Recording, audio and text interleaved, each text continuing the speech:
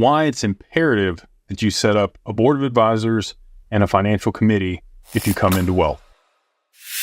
So there's a lot of different reasons for this. Obviously, you want fantastic professionals around you that can help you maintain your wealth, establish your estate, make sure that you're mitigating your tax obligations, keeping up with inflation, continuing to make money on your money. And you want to make sure that all those people are proficient and have the expertise to do that. Other components here that I want to speak to, especially for people that have just come into money. One of those is you're going to have people around you that know this has happened.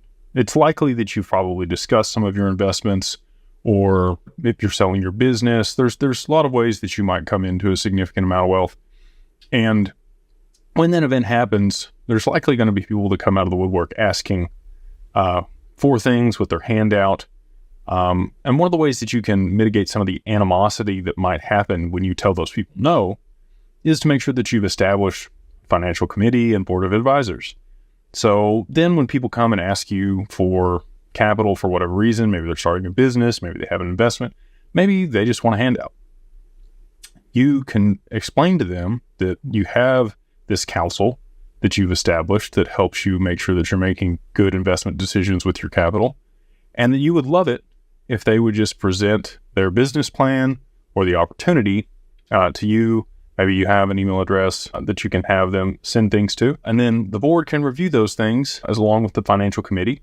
And if it meets the criteria for their due diligence and investment, then they would love to allocate you some capital. And this way, you're giving them the ability to actually present something that might be worthwhile. The people that do really have good opportunities, they can then be vetted, right?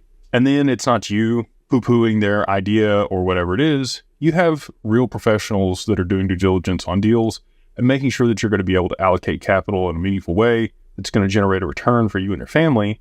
And it's not just going to get flushed down the toilet, handing it out to relatives or friends or anybody that might come ask for capital after you've come into the money. If you don't have a board of advisors or a financial committee, obviously, us at Digital Ascension Group, we do help people establish those things for people that come into wealth through digital assets in particular, but it doesn't have to be us. There's a lot of other fantastic providers out there for that, family office services that can help you establish those things if you have come into money.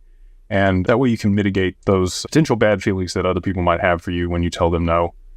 And you can also vet out the ones that really do have something meaningful for you to invest in. With that, like, subscribe, enjoy the content, and we'll see you